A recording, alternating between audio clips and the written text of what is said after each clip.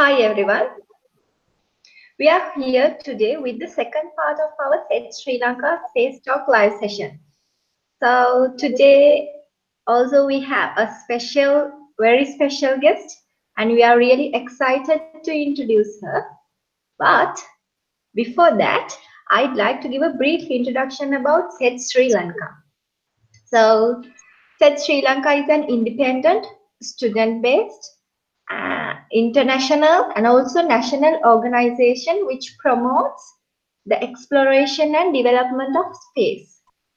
So SEDS Sri Lanka has been recently started on 1st of September 2018 by the student named Amila Sandun Basnayaka, the current chairperson of SEDS Sri Lanka, and also he is the current chairperson, he's the only Earth representative of Sri Lanka in Asgardia, the space nation. So this international organization mainly focuses on aviation and aerospace industry. So that's a bit about SEDS. Let me introduce myself. I'm Nishadi D'Souza from University of Alberta, Faculty of Information Technology, and I have Nimesha Vijayawardena as my co-host. Hello, Nimesha. Hi there, Nishadi.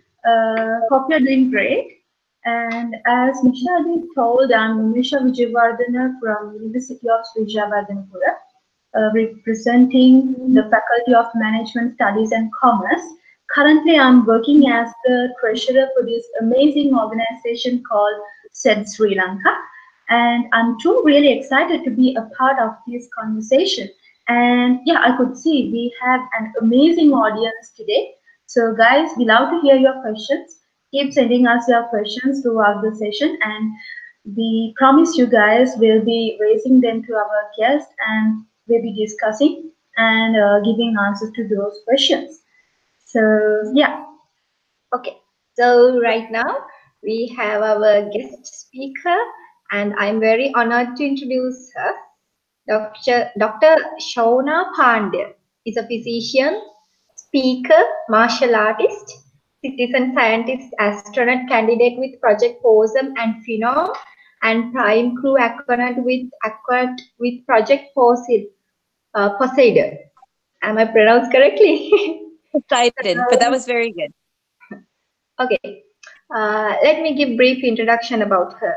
So, through her involvement with Project POSM, Dr. Pandya was part of the first crew to test a commercial spacesuit in microgravity.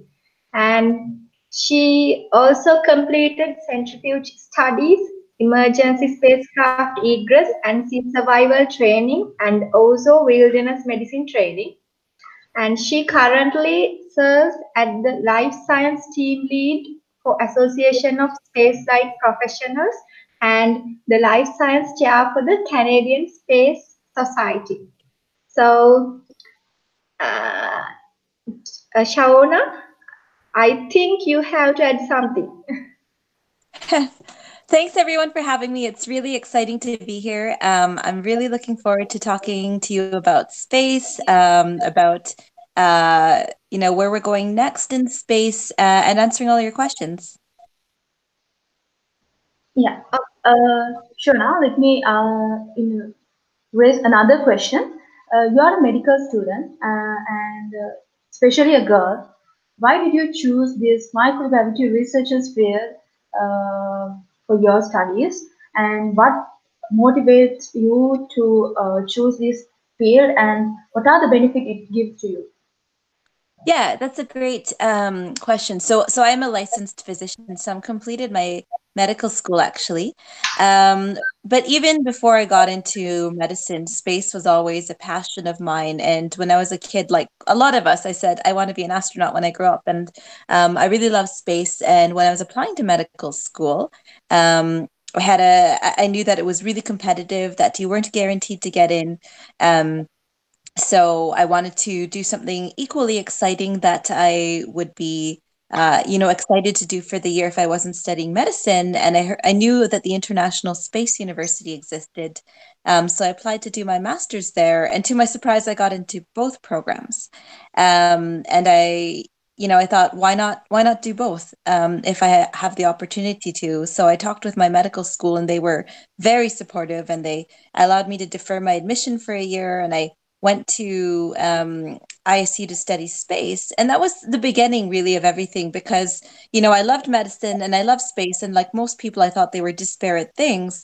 But that's where I really learned that space medicine is a real and very important branch of human exploration in space.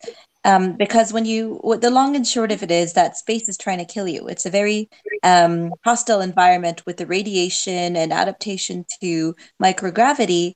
And so there's a very real need to study space medicine and implement countermeasures before flight, during flight, and after flight.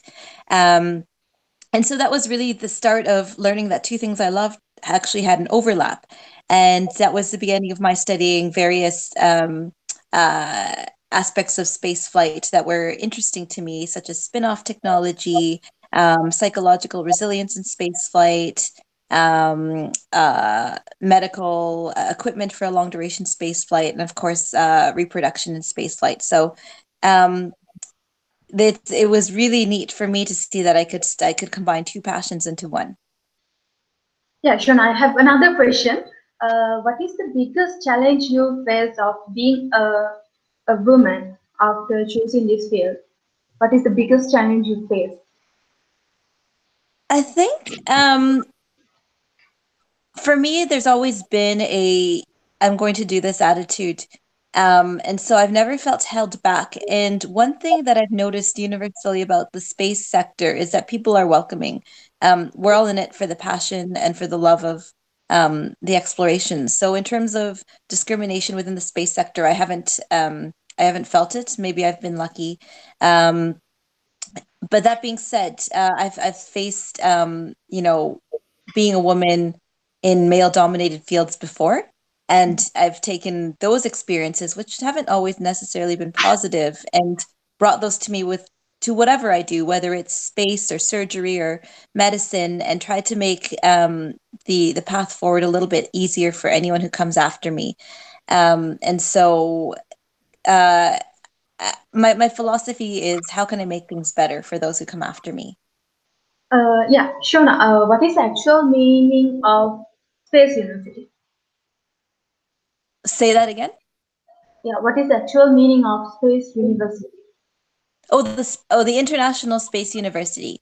So that's a university in France. It's in Ilkirch-Grafenstaden, just outside of Strasbourg in France. And it is a master's program that also offers summer sessions over 9 weeks. And I think they're experimenting with an MBA program, with a PhD program, and have an MBA program as well. And basically, the philosophy of the International Space University is international, intercultural, interdisciplinary. And to give you an idea, during my year, we had 50 students from 31 countries in disciplines as far-ranging as engineering to medicine to marketing. So it was very diverse, which just reflects and reinforces the need to have all parties involved when it comes to space and exploration and endeavors. So, Shawna, apart from your academic things, what are the things that you are doing in leisure time, in day-to-day life? What are the things that you are doing in leisure time? Oh, in my leisure time. That's a great question. So, I'm a avid martial artist. So I'm a second degree black belt in Taekwondo. I practice Muay Thai. So I'm always at the gym, even if I'm not actively practicing martial arts. I'm always working out. I'm working towards my private pilot's license. So if I'm ever in the same hometown where I started my pilot's license, I try to go for some more lessons. And then those would be the two big things. And then, of course, lots of space things in my life. So you heard I'm involved with the Association of Spaceflight Professionals, Project Possum. So there's actually a lot that goes on behind the scenes with that, a lot of papers and research. So that fills up a lot of time as well. Yeah, that's interesting. Yeah, Shawna, you told that you had a dream of becoming an astronaut when you are a child. So, Yes. how was your preparation of for that? How was your preparation? for becoming an astronaut one day? I think it's an ongoing journey, and I think what's really important is the mentality.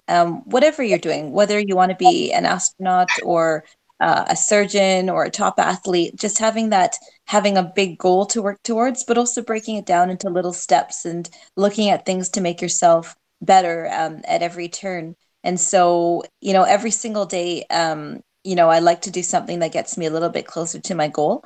For example, one of those things that I work on is Russian lessons. So I always do a little bit of Russian every day, just because the two official languages of the International Space Station are English and Russian. I always try to do something a little bit space related every day. Um, so it's an ongoing journey.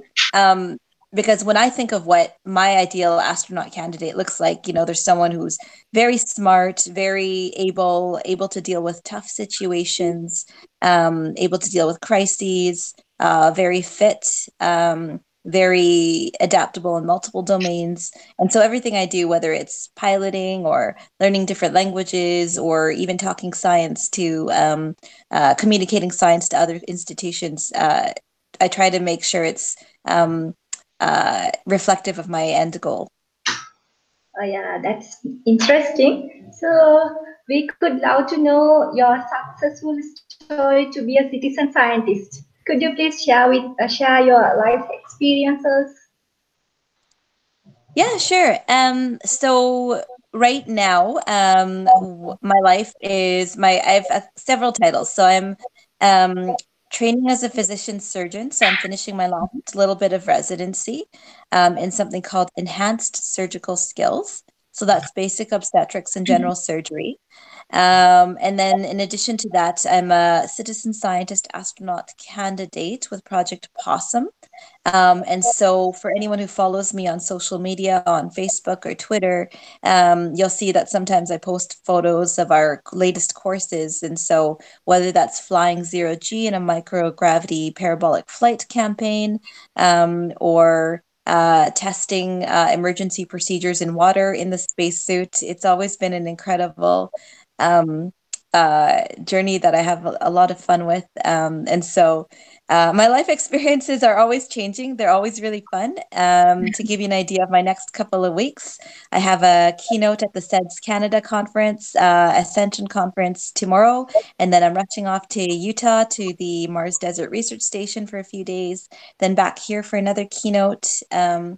Then a few days of downtime, and then another keynote in Philadelphia, and then back to work at the hospital. So it's very, very busy days, but I love every moment of what I do. So I don't think of it as work. Yeah, yeah, that's really amazing. Living a life that everyone is looking for. So, Shawna, another question that I want to raise is, we Sri Lankans normally we are very keen on learning basic engineering knowledge. So, like aerospace engineering is kind of a new field for us. So if we hope to continue our higher education in the field of microgravity, what is your advices for the students who are in Sri Lanka, conjunction with SEDS family, especially the people who are conjunction with SEDS family? Yeah, that's a great question. And so my strategy when I was starting out as an undergrad, there weren't many opportunities for space locally, but I looked for every single smallest opportunity. There was no local SEDS chapter, for example. But I noticed one day there was a conference on campus related to exploration of space. And I thought, okay, well, I'm going because I'm so excited. And so how that translates back to students in Sri Lanka just starting out is look out for every opportunity, both academic and extracurricular. So academic, I'm not sure what the exact opportunities are, but start looking early on. Start looking even now, if you're in your first year of study, look for what's going to come after. What master's programs, what PhD programs exist that you're interested in, both inside the country and internationally. So, for example, when I was starting out, I was always aware of the International Space University, even in my first year of study. And for me, it was always a dream to to pursue, but nothing I was actually seriously considering until my fourth year. Similarly, I was aware of the NASA Johnson Space Center internship since my first year in undergraduate study, but I wasn't qualified to apply for it until 7 years later. And so, but I was always aware of these opportunities. And so that would be my advice, is both within your own formal academic sphere, but also look at opportunities like SEDS Canada, look at the Association for Spaceflight Professionals. We're always happy to have more members join our meetings and connect with other professionals. Look for other space-minded people. The Space Generation Advisory Council is another international body for young professionals interested in space. So there's lots of opportunities, even if you don't have a formal academic sphere going forward. Okay, Shawna, can we know what are the jobs related to microgravity researchers? So related to microgravity, that's a very specific field.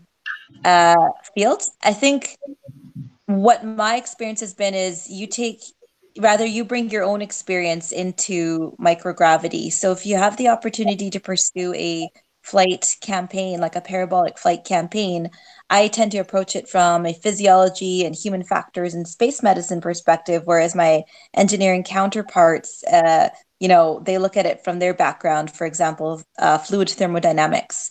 So I think a good way to approach looking at microgravity, if you want to get involved, is look at your own background and then say, what problem can I solve, or what research in my field is there to be done in microgravity? Because even if you're a social scientist, there's studies to be done.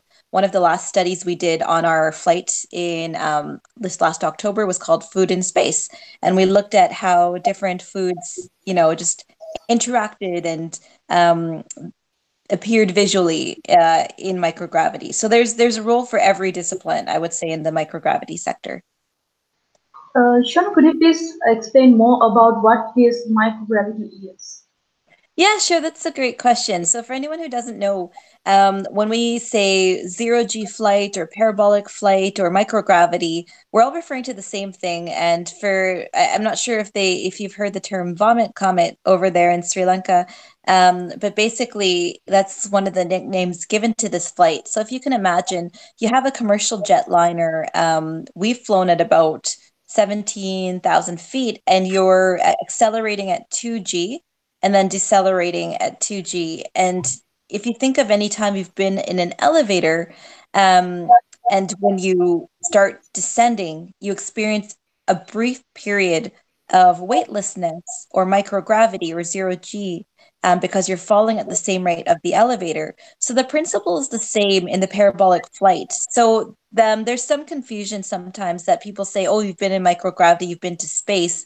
But that's not the case. The Kármán line is what delineates where space starts. So here you're flying even lower than a commercial jetliner would fly, but you're experiencing weightlessness because you're ascending and then you're falling at the same rate as the airplane, giving you 18 to 30 seconds of microgravity. And then depending on the what aircraft you're flying with and what you've planned, you can get 18 to 30 parabolas out of that. Okay, so how do we measure the economic behavior of human being under microgravity condition? Can you say that again, please? How do we measure the economic behavior of human being under microgravity condition? The ergonomic behavior. Yeah. Is that what you... Oh, that's a great question. That's really, it depends on what you're doing. And so that actually is a really relevant question to what we've been testing, because when we're in microgravity with Project Possum, we're working with a company called Final Frontier Design to test spacesuits in microgravity. And so then the ergonomics become really important, because we want to see that the spacesuit allows you to do your work and even emergency maneuvers, even if you're within a spacesuit. So we look at things like gross motor movement, like big movements with your hands and feet, and then also fine motor movements. So you can look at how you're able to manipulate little buttons and switches. So can you do the science? Can you do life-saving activities? We look at, can you buckle your seatbelt or not? And so we do this with the spacesuit, and then we look at when the spacesuit is pressurized and it becomes a lot harder to move.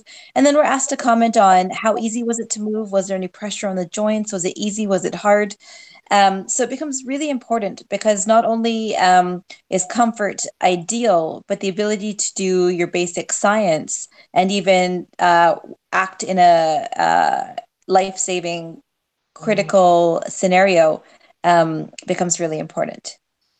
Okay, Shawna. As we know, there are many ways to conduct a particular research. So, which method that your research is focusing on?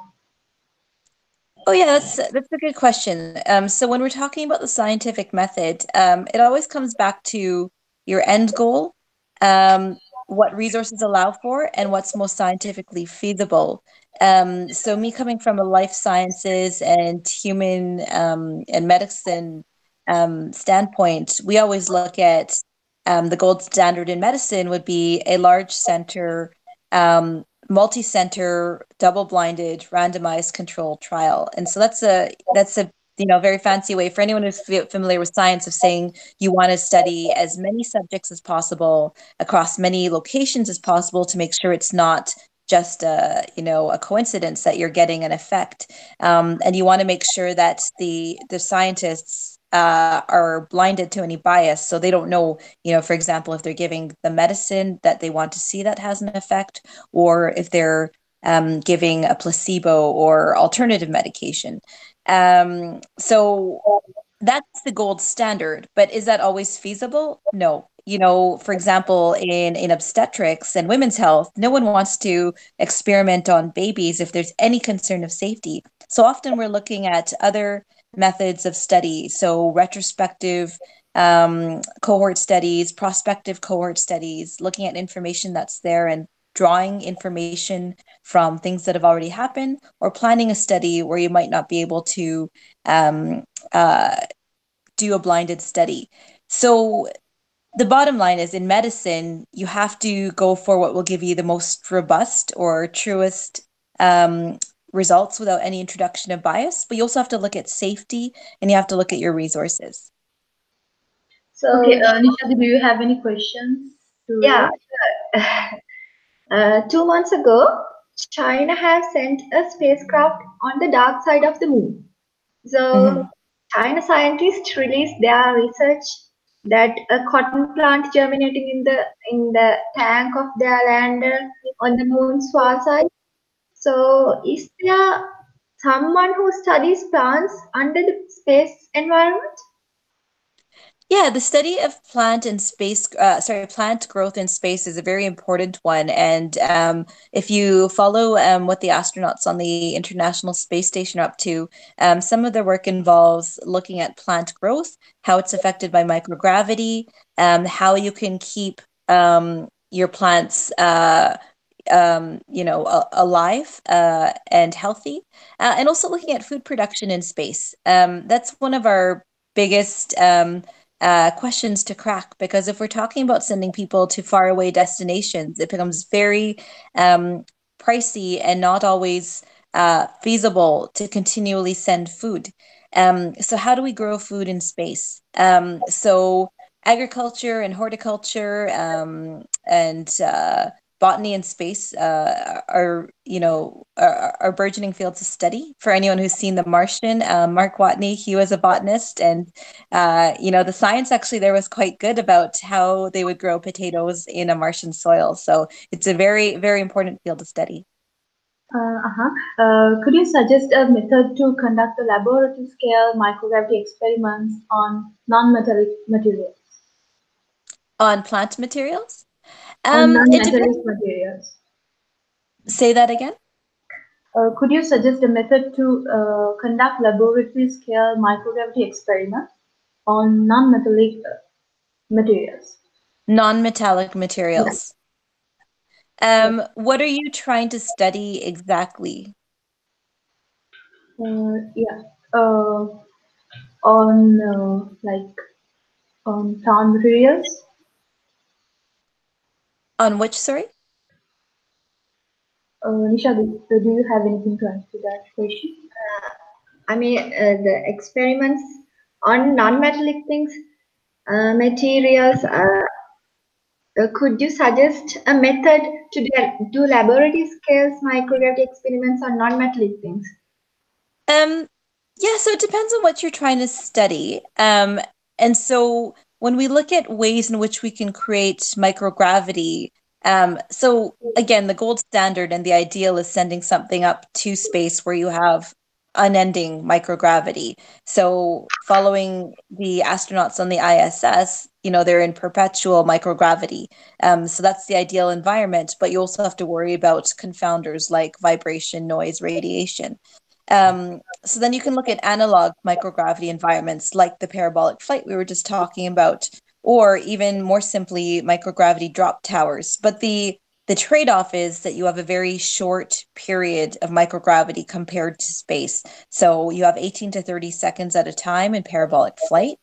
And then you have with the drop tower, it's basically a split second or seconds that you have. So you have to figure out your research question of what property of non-metals that you're trying to study, and is there a way that you can scale up? Is there a way you can start with a drop tower experiment, because those are a lot more accessible, and then can you scale up to a parabolic flight campaign, and then can you partner with a flight provider to actually launch your experiment on the ISS? That would be my proposal, if to start a microgravity experiment. Okay. Yeah, Shawna, we are receiving number of questions from the audience. Sure. So, yeah, this is from Bimba Rajakaruna. So she's asking, I'm studying veterinary medicine, and she want to know that can she be able to start astronomy and how this field is associated with astronomy. Currently, she Oh, is studying. Yeah, The that's a veterinarian, good question. veterinarian astronomy. yeah. That would be really Idea neat. about that. So I haven't met any veterinarian astronauts yet, but that's not to say you can't be the first. There's people from all sectors coming into space, and there's always a need to study things that we haven't studied previously. For me, what's worked is staying relatively close to my field rather than switching completely. So rather than switching over to astronomy completely, maybe she wants to see what animal studies in space, and studies of animal health, especially if we're looking at long duration space flight, what the role of animals is uh, in that environment. More maybe of interest to her is my own field. One of my own fields of study is reproduction in space flight, because if we're talking about settling people on other worlds, we need to look at how feasible is it to safely reproduce on other planets. And so we actually start with animal studies. And so there's been animal studies of rats and zebrafish and salamanders and bees. And so if she's interested in that, that's another field. But basically, and on the flip side, if she's interested in starting astronomy altogether, there's nothing to say you can't start a new field to study. But even if you want to stick with veterinary medicine, there's definitely a role in space research for you. So, Shawna, the Yes. environment created in the space, I heard that it is so harsh and it is not easy to bear for astronauts. No, so how can we access the space medicine, especially? How can we access space medicine? Yeah, I mean, uh, when astronauts have problems, maybe physiological or Yeah, something, and so their health. yes, that's a So, really good question. Yeah, sorry, go ahead. okay, that's enough. So basically, when we look at astronauts in space, it's not just them having flown to space. It takes a team.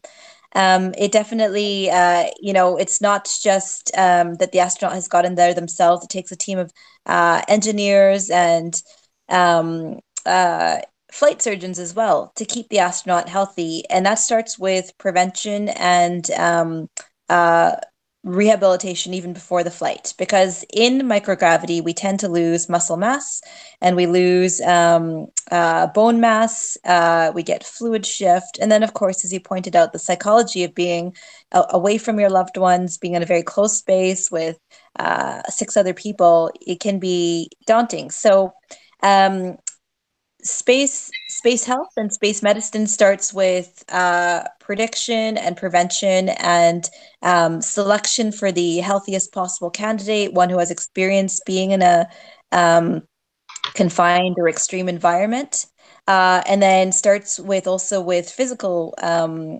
training and ensuring you have adequate muscle mass and adequate bone density, and then continues on during flight with countermeasures, for example, resistive exercise and cardiovascular exercise. And then when you come back to Earth, consists of more studies and more training to get your muscle mass back. So you're accessing space medicine at all points, and even during the flight, you're having regular conferences with the flight surgeon. Oh, that's great. Yeah, Shawna, we love to know how we can create artificial gravity in spacecraft.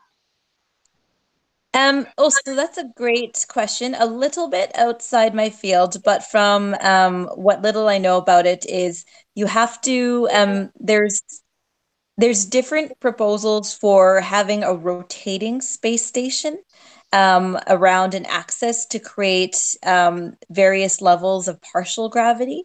So for example, 1/3 gravity.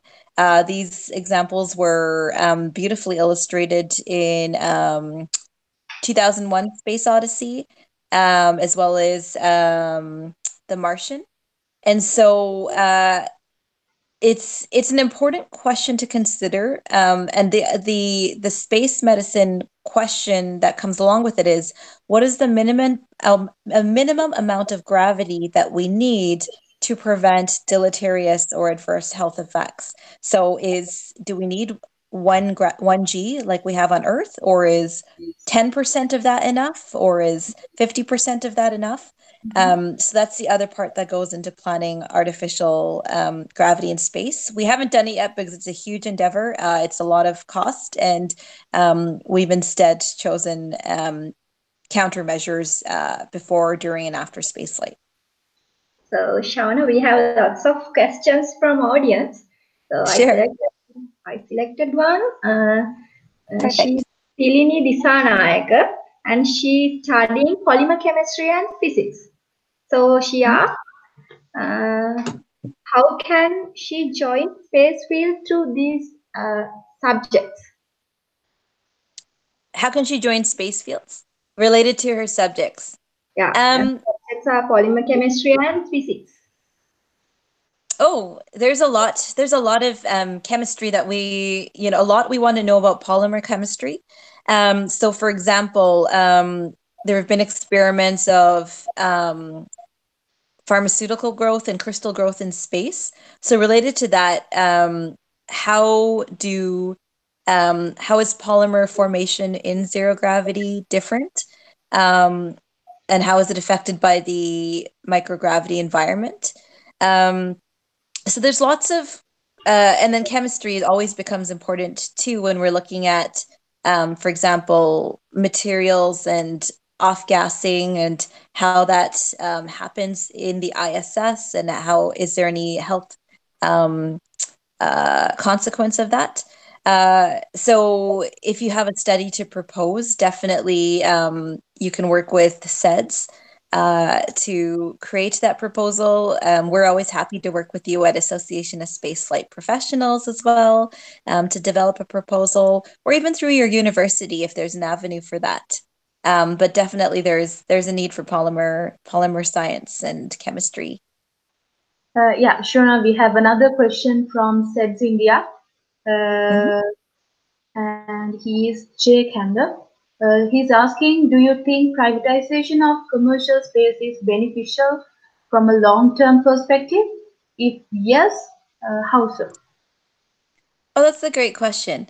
I I think it takes a village, or I think it takes a planet to send people into space. And so collaboration is key. It's not just going to be any one entity. Those of you might have followed. There's some of you who might have seen the SpaceX launch last night. So I think it's going to be a collaboration of both the private sector as well as with the traditional public sector with governmental agencies like NASA, for example. And even NASA's never gone it alone. If you look at the International Space Station, it's been a collaboration between Canada, Russia, Japan, Europe, NASA, and they're always bringing in more partners. And SpaceX is one from the private sector. And as more and more nations become spacefaring, they have something to offer as well. So I don't think it's going to be either or. I don't think it's just going to be entirely private. I don't think it's going to be entirely public. I think it's going to need all hands on deck for us to successfully send people to space. Okay, we have another question from the audience. This is Sanidu Ratnayaka. He's asking, can I know what are the benefits you got from being a SEDS when you go for your higher education? What are the benefits that we can get by being SEDS? For being in SEDS? Yeah.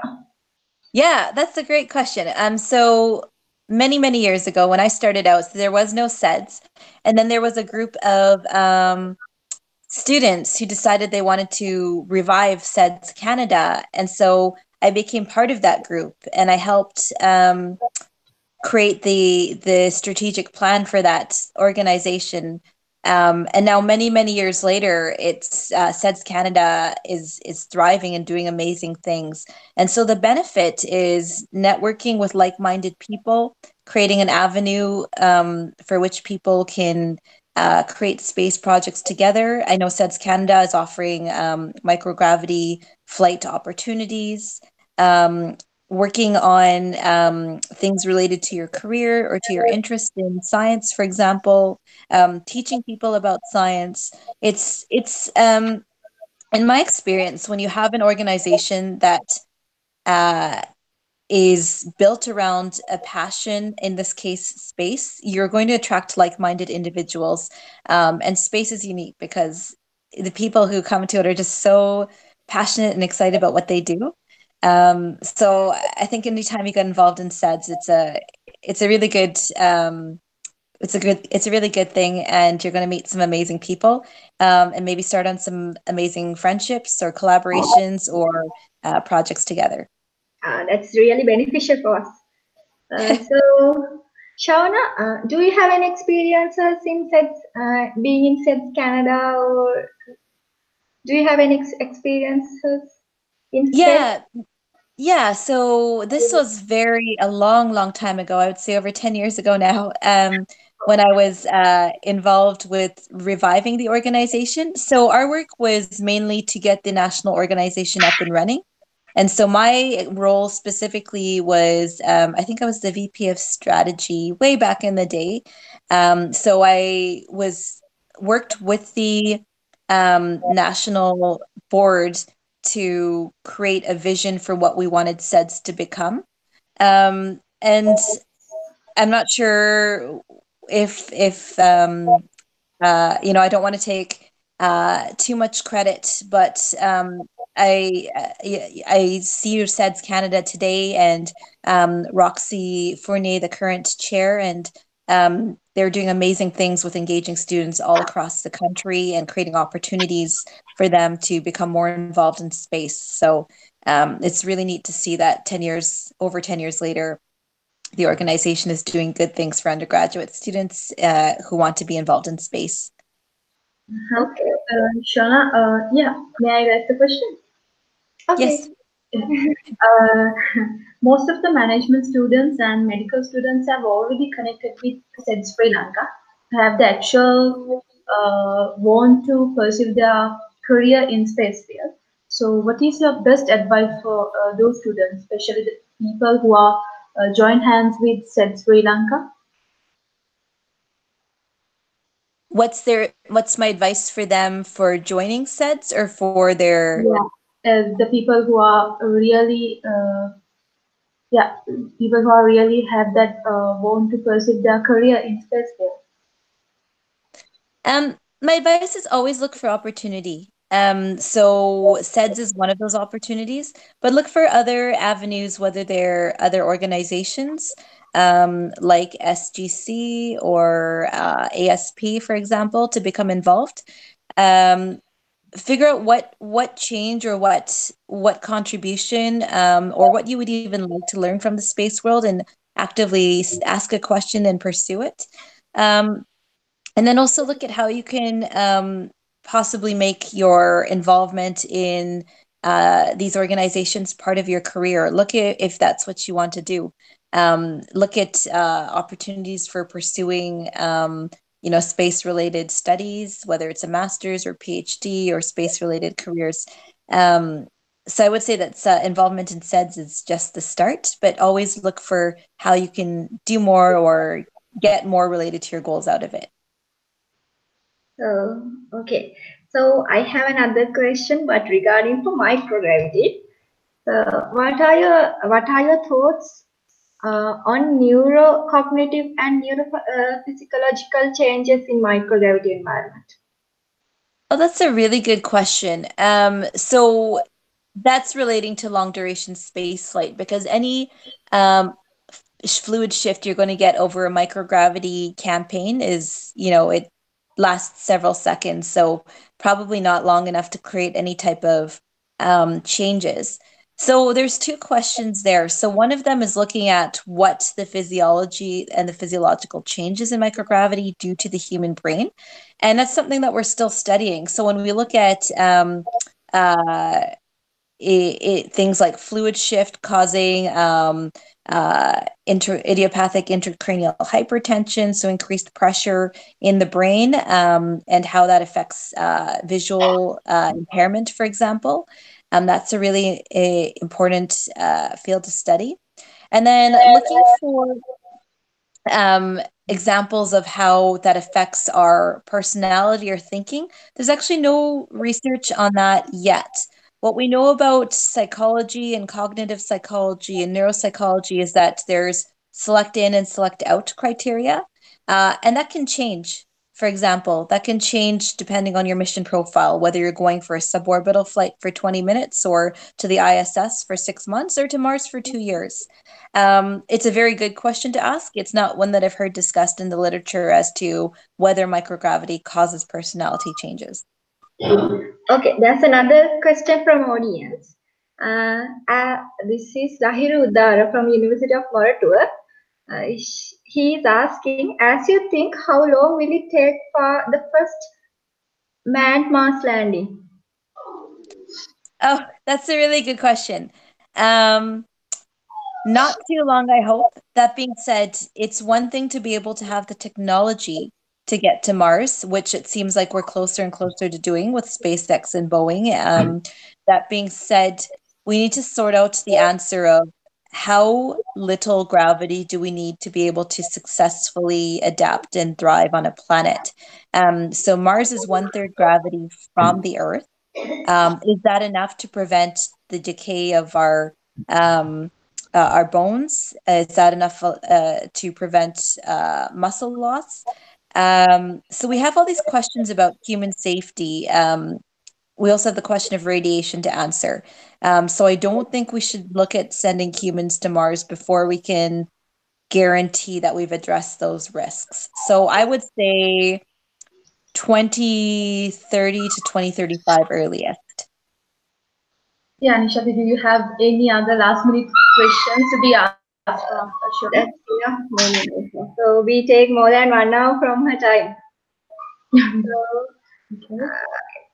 thank you very much, Shawna, for your contribution. So it's time to wrap up the session. But before that, I think Yeah, I'm sure that this conversation would be a great platform for those who are really keen on knowing this field. Say that again? Yeah, I'm pretty sure that this conversation would be a great platform for people who are very keen on knowing this field. And it is my duty to remember the people who are working hard and the people who play a vital role behind the scenes. And if I name them, we have Amila Basnayaka, Tilan Harshana, Banuka Ranavira, Lahiru Udara, Saniduratnayaka, and Kasunta Madhumal, who work hard to make this conversation a success. So once again, thank you, Shawna, for your precious time. Thank you so much for having me. If anyone wants to follow me or has other questions, they can follow me on social media, on Twitter at Shawna Pandya, on Facebook as well, Dr. Shawna Pandya, and on Instagram. So you can find me there and we can continue more discussions about space. But thanks everyone for your questions. They were really interesting and really good ones. Okay, Shawna, today was a great conversation, and thank you very much for joining us. Thanks. Okay. Have a good night. Bye. Good night.